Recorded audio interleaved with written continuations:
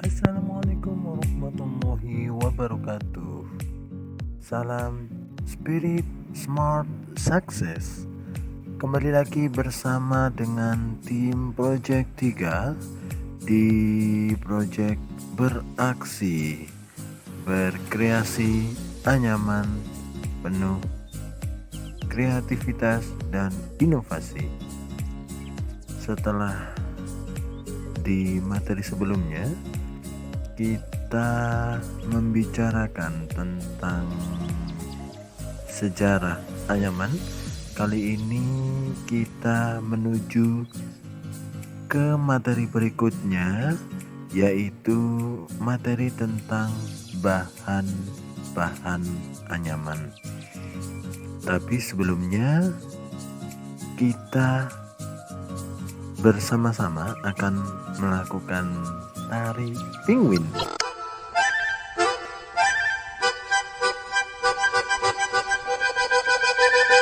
Five, four, 3, 2.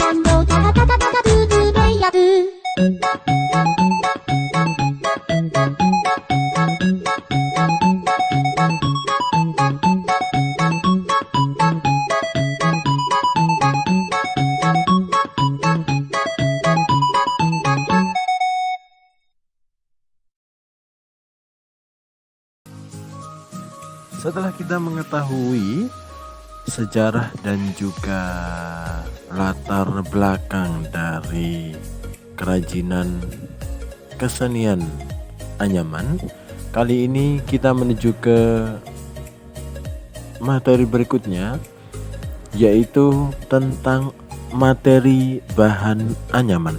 Sebenarnya materi atau bahan seperti apa saja yang bisa kita gunakan menjadi suatu anyaman. Bahan anyaman adalah berbagai jenis material yang digunakan untuk membuat produk anyaman seperti keranjang, tikar, atau produk dekoratif lainnya. Berikut ini adalah beberapa materi umum yang sering digunakan dalam anyaman. Yang pertama, rami atau bast fiber adalah bahan anyaman yang berasal dari batang tanaman rami. Bahan ini dikenal karena kekuatannya dan daya tahannya, serta kemampuannya untuk menahan beban berat. Rami sering digunakan dalam pembuatan keranjang, tikar, dan produk-produk yang memerlukan kekuatan dan ketahanan.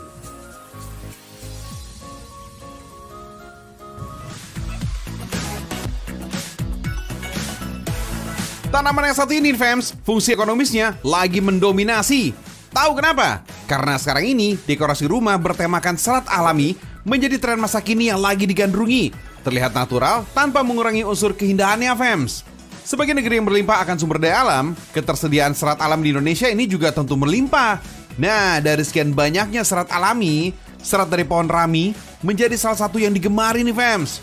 Katanya nih si fams, serat rami ini menjadi bahan tekstil atau dekorasi serat alami yang paling kuat di muka bumi.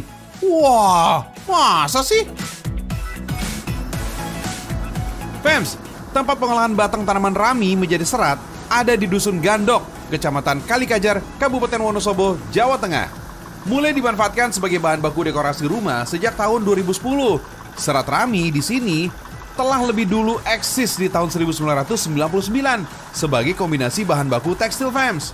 Serat rami memiliki tingkat elastisitas yang cukup baik.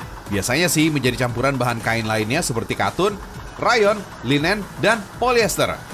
Dibanding dengan kapas, serat rami ini lebih kuat sehingga menempati urutan teratas dalam kasta serat alam nabati, mampu menyerap air lebih tinggi kalau dibanding dengan serat kapas, fams. Serat rami ini orang boleh mengatakan serat alam terkuat di dunia di antara serat-serat yang lain ya, dan sudah diuji secara laboratorium seperti itu. Kemudian di sisi lain dia mempunyai daya serap yang sekitar 7 kali lipatnya kapas. Jadi secara kualitas dia di bawahnya sutra tapi di atasnya kapas. Yoi, fams, serat rami emang sekeren itu sih. Kualitas seratnya yang kuat emang ngebuat rami ini punya tempat tersendiri dalam dunia militer sebagai bahan baku rompi anti peluru, fams. Oh iya, fams, serat rami juga dapat dimanfaatkan sebagai bahan baku untuk kebutuhan penting lainnya. Mulai dari bahan pembuat mata uang kertas, terpal, kain tenda, campuran wol, handuk, gorden, serta variasi penghias ruangan yang lainnya, fams. Wah, keren ya. Berkat beragam keunggulannya, kebutuhan serat rami di pasar dunia terbilang sangat tinggi. Sayangnya, sebagian besar masyarakat Indonesia ini masih belum sadar akan besarnya potensi serat rami. Pengolahan serat rami dari sini aja pernah mendapat permintaan dari pasar luar negeri sebanyak 40 ton per bulannya. Sedangkan kapasitas di sini hanya mampu memproduksi sekitar 2-2,5 ton serat rami per bulannya. Masih sangat jauh sih dari permintaan, fams, sehingga peluang pasar ini untuk pelaku usaha rami lainnya masih sangat terbuka. Setelah menjadi untayan serat-serat alami, rami dari sini akan lanjut disalurkan ke berbagai lini produksi, mulai dari tekstil hingga home decor, fams. Gak tanggung-tanggung loh, fams.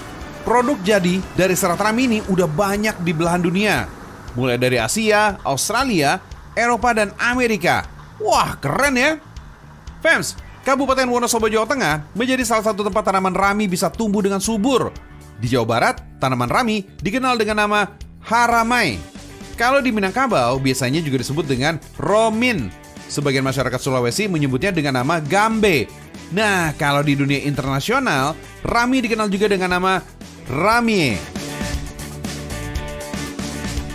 Tumbuhan ini mirip jenis perdu yang dapat tumbuh di sela atau di antara jenis tanaman lainnya.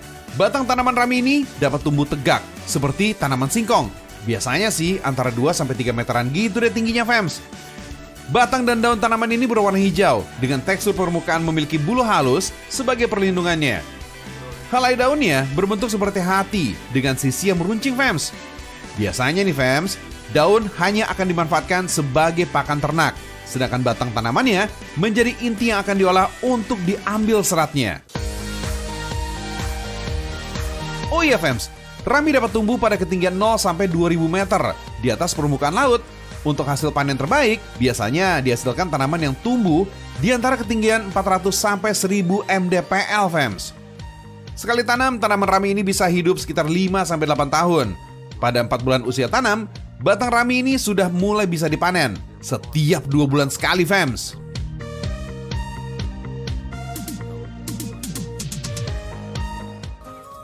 Bahan yang berikutnya adalah bambu.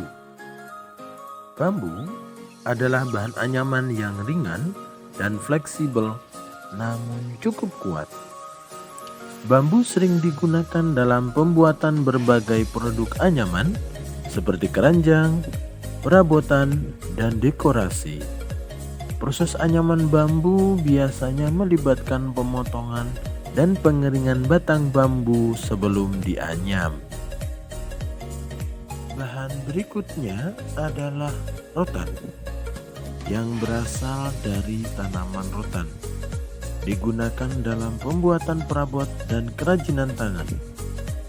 Rotan fleksibel dan tahan lama, serta mudah dianyam menjadi berbagai bentuk.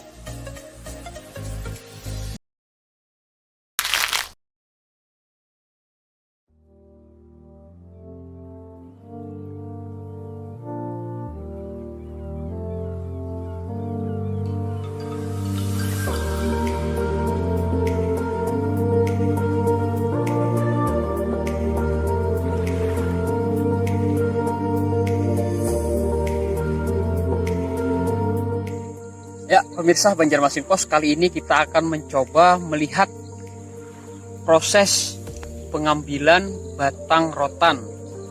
Yang mana batang rotan ini merupakan bahan utama untuk dibuat beberapa kerajinan tangan. Seperti tas, karpet, dan lainnya. Prosesnya memang cukup sulit. Untuk itu, biar lebih jelasnya, mari ikuti perjalanan saya ke dalam hutan ini.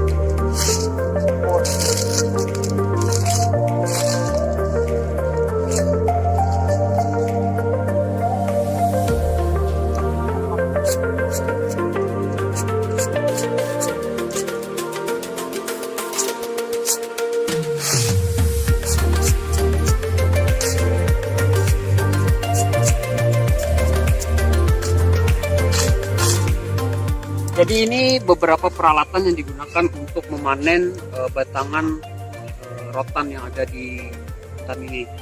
Seperti parang, kemudian gergaji ini untuk memotong bagian yang sulit, dan juga ada ini semacam perapian. Perapian ini digunakan karena banyak sekali nyamuk di sini. Jadi dinyalakan dengan kayu, asapnya itu bisa mengusir nyamuk. 2 dapat setengah berarti Medepat, tapi medapaan berapa meter? 8 meter.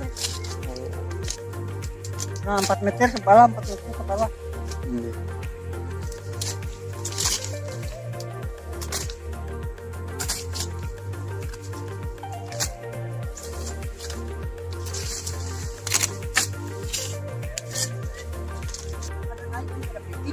Oh, nggih. Jadi masuk ke jalan sini. Nggih. Tatak dahulu. Pohonnya nyar ini mau yakan. Jadi sekali berdiri hujan ini. Ya, saat ini kita sedang berada di hutan atau Pulau Paikat. Kalau bahasa Indonesianya rotan. Jadi bahan rotan seperti inilah yang dijadikan bahan utama kerajinan tangan yang biasa dibuat untuk tas, karpet, dan macam-macam hasil lainnya. Prosesnya cukup panjang, mulai dari membersihkan duri-duri yang ada seperti ini, kemudian dikumpulkan, dipotong dengan panjang tertentu, kemudian direndam. Ada masanya nanti para pengepul datang untuk membeli, biasanya pakai perahu di bantaran Sungai Barito. Dan ini adalah rotan yang telah dibersihkan duri-durinya, yang mana ini nantinya akan direndam dan akan dijual untuk bahan olahan kerajinan tangan. Kadang juga rotan seperti ini dijual ke pabrik, yang mana mereka mengolah dengan lebih banyak, skala lebih besar untuk karpet berbahan rotan. Jadi hasil alam seperti ini memang sulit untuk didapat kalau tidak pergi ke hutan.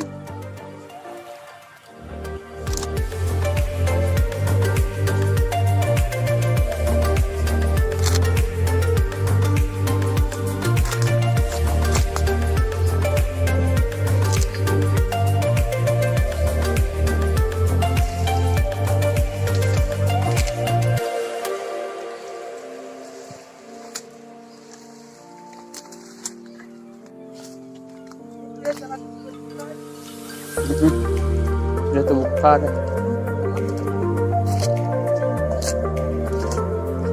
Oh, itu yang timbul tu lah.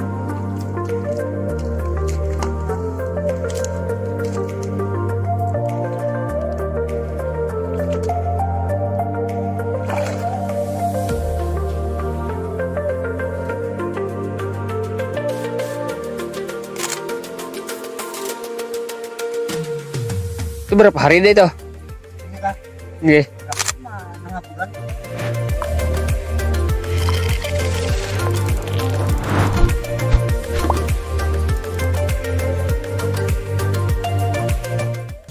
Bahan anyaman berikutnya adalah serat sintetis, seperti plastik atau nilon, yang sering digunakan untuk anyaman dalam produk modern seperti karpet, tas, dan produk-produk outdoor yang memerlukan ketahanan cuaca. Nah, ini dia inti pembuatan tikar, menganyam.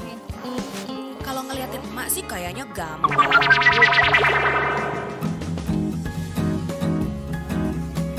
Walaupun lelah, aku nggak boleh nunjukin kelelahanku di depan Mak Emi. Masa aku kalah semangat sama emak? Nah, sekarang proses selanjutnya, disuakin. Fungsinya supaya duri belakang daun pandan dipisahkan. Gak cuma itu, daun pandan juga diiris-iris seukuran jari. Setelah daun diiris, langkah selanjutnya dipaut. Dipaut ini supaya helai daun ini lebih lemas. Alatnya juga sederhana banget, pakai bambu. Sambil aktivitas paut ini, emak biasanya curhat soal apapun. Sama kayak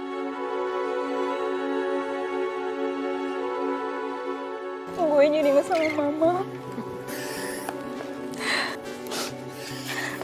Si emak ngomong kangen sama anaknya, gue jadi inget sama mama gue. Iya, iya emak juga kasihan. udah aku nggak boleh sedih berlarut-larut, harus ceria lagi. Nah, kalau udah dipaut, lembaran daun ini digulung deh. Sekarang lembaran daun ini harus direbus selama 1 jam. Setelah itu daun didinginin, kemudian dijemur.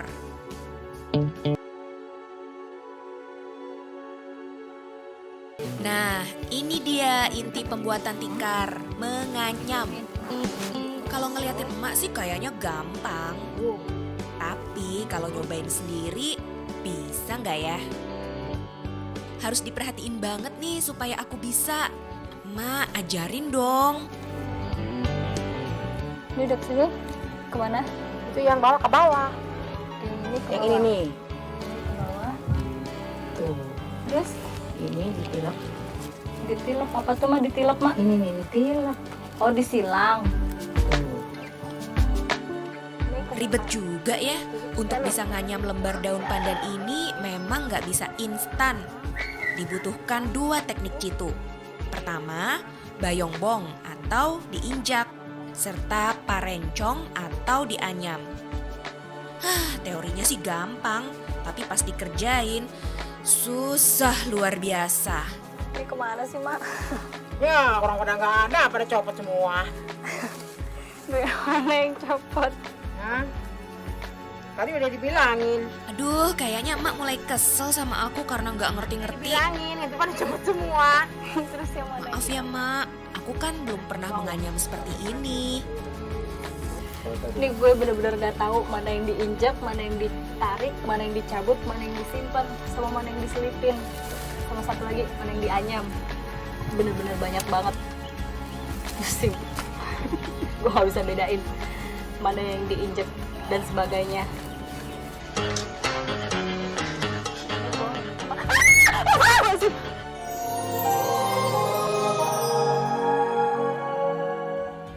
Serat buatan adalah jaringan serupa benang atau pita panjang yang disengaja dibuat oleh manusia dengan proses fisika atau kimia untuk menghasilkan serat yang menyerupai dengan serat alam. Serat buatan yang berasal dari bahan-bahan alam kita sebut dengan polimer alam. Contohnya, ada rayon viskosa yang terbuat dari kayu tanaman, kemudian ada rayon asetat yang terbuat dari kapas linter, dan ada azlon yang terbuat dari jagung.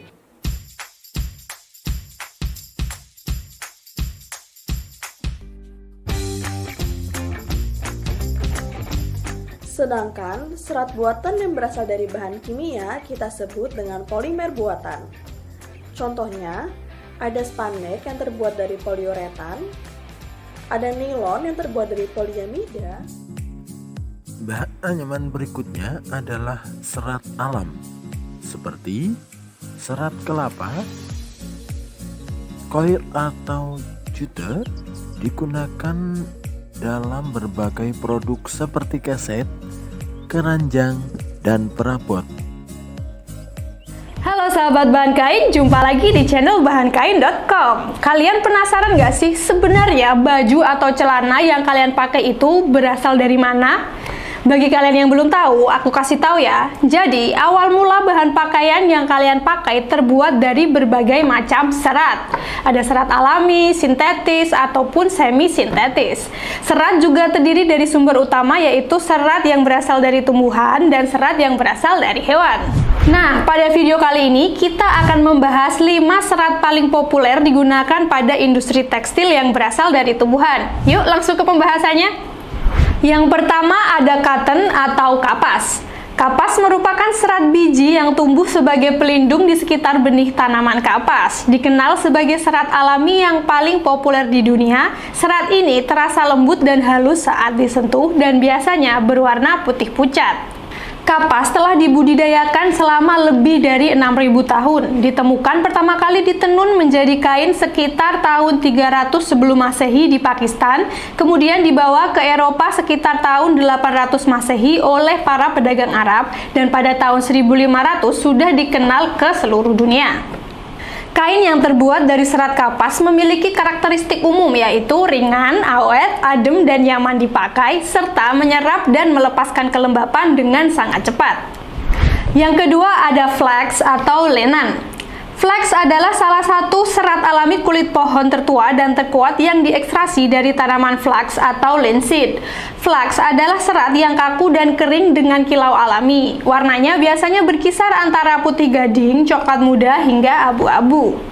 Flax dapat ditanam dengan cepat dan mudah, hanya membutuhkan sedikit bahan kimia dan tidak memerlukan irigasi selama penanamannya. Flax pertama kali digunakan untuk pelindung kepala di Israel 8.500 tahun yang lalu. Sekitar 5.000 tahun yang lalu, orang Mesir kuno menggunakan flax untuk memproduksi kain linen. Linen juga digunakan untuk membungkus mumi di makam Mesir kuno.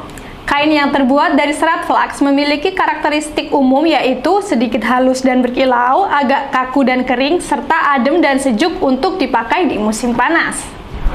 Yang ketiga ada hemp. Hemp adalah serat tumbuhan alami yang diekstrak dari kulit pohon Cannabis sativa. Serat ini sering dianggap sebagai serat super. Hemp asli memiliki serat yang tipis, berwarna terang dan berkilau. Tentunya, hemp adalah salah satu serat yang paling ramah lingkungan. Kain berbahan hemp berkualitas baik dapat dibandingkan dengan linen. Serat ini juga biasa digunakan sebagai bahan campuran dengan serat lain untuk meningkatkan sentuhannya. Hemp diketahui merupakan salah satu serat tertua yang ditemukan di sebuah makam berasal dari 8000 sebelum Masehi di Kolombia. Selain itu juga memainkan peran yang signifikan di Inggris pada abad ke-16, di mana Raja Henry ke-7 sampai menerbitkan undang-undang yang menyatakan hukuman denda kepada petani yang gagal menanam tanaman ini. Kain yang terbuat dari serat hemp memiliki karakteristik umum yaitu 8 kali lebih kuat dari kapas. Kekuatan meningkat saat basah, adem dan sejuk untuk dipakai di musim panas, tahan terhadap sinar UV, tahan jamur dan serangga, dan tidak mengiritasi kulit namun dapat menimbulkan rasa gatal. Selanjutnya ada jute atau goni. Goni adalah serat alami berlignifikasi tinggi yang diekstraksi dari tanaman Quercus. Goni juga dikenal sebagai serat emas karena umumnya berwarna coklat keemasan dengan kilau alami. Serat ini menempati urutan kedua setelah kapas dalam hal produksi dan konsumsi global, serta merupakan salah satu serat yang paling terjangkau. Goni berasal dari India dan telah dibudidayakan selama berabad-abad. Serat tersebut mulai diekspor pada tahun 1880-an ketika sistem pemintalan dan tenun dikembangkan di Dundee, Skotlandia, yang sekarang memiliki museum goni. Pada tahun 1970-an, produk goni digantikan oleh serat sintetis, dan pada akhir tahun 1990-an, munculnya karung plastik semakin mengurangi kebutuhan akan karung goni. Kain yang terbuat dari serat goni memiliki karakteristik umum yaitu tahan lama, kekuatan berkurang saat basah, mempertahankan bentuk pakaian dengan baik, serta memiliki elastisitas rendah. Terakhir ada serat rami. Rami juga dikenal sebagai rumput Cina atau rea, merupakan salah satu serat tertua yang dibudidayakan untuk tekstil. Rami juga merupakan salah satu serat tumbuhan alami terkuat. Warnanya putih alami dan berkilau seperti sutra, mirip dengan linen. Untuk meningkatkan sifat-sifatnya, serat ini juga dapat dicampur dengan serat lain seperti katun, polyester, dan wool. Rami telah digunakan sejak zaman prasejarah di Tiongkok, India, dan Indonesia. Serat ini digunakan di Mesir kuno dan dikenal di Eropa selama abad pertengahan. Penggunaan rami meningkat pada pertengahan tahun 1980-an karena adanya kembali minat terhadap bahan dari serat alami. Kain yang terbuat dari serat rami memiliki karakteristik umum yaitu kaku dan rapuh namun melunak seiring bertambahnya usia dan pencucian, mempertahankan bentuk pakaian dengan baik, lebih menyerap dibandingkan kapas, dan antibakteri dan tahan jamur. Nah, itu tadi pembahasan beberapa serat tumbuhan yang populer digunakan di industri tekstil. Semoga dari penjelasan video kali ini dapat menambah pengetahuan teman-teman tentang dunia tekstil ya. Terima kasih sudah menonton video ini sampai akhir. Apabila ada pertanyaan, silakan tulis di komentar. Dan jangan lupa untuk like, komen, dan subscribe supaya kalian tidak ketinggalan informasi menarik seputar tekstil dan fashion. Sampai jumpa di video selanjutnya. Bye!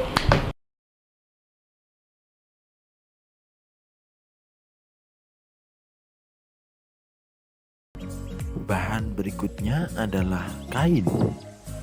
Anyaman kain atau tekstil juga merupakan jenis anyaman di mana benang atau serat disusun dalam pola tertentu untuk membuat pakaian, tirai, atau aksesoris rumah. Akhirnya telah sampai kita di kesimpulan tentang bahan anyaman. Bahan anyaman sangat bervariasi dan dapat berasal dari berbagai sumber, baik alami maupun sintetis. Berikut adalah poin-poin utama yang dapat diambil. Keanekaragaman bahan. Bahan anyaman dapat berupa serat alami seperti bambu, rami, dan rotan, maupun serat sintetis seperti plastik dan nilon. Ini menunjukkan fleksibilitas dan beragam aplikasi dalam pembuatan anyaman. Aplikasi dan fungsi. Setiap jenis bahan memiliki kegunaan dan aplikasi yang berbeda, mulai dari perabot rumah tangga, kerajinan tangan, hingga produk industri. Pilihan bahan tergantung pada kebutuhan, kekuatan, fleksibilitas, dan estetika yang diinginkan. Keberlanjutan. Bahan alami seperti bambu, rami, dan daun pandan sering dianggap lebih ramah lingkungan dibandingkan bahan sintetis karena dapat diperbaharui dan lebih mudah terurai. Kekuatan dan fleksibilitas.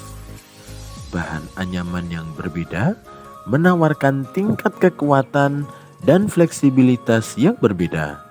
Misalnya, rotan dan bambu sangat kuat dan cocok untuk perabot, sementara serat sintetis mungkin lebih tahan cuaca dan cocok untuk aplikasi outdoor.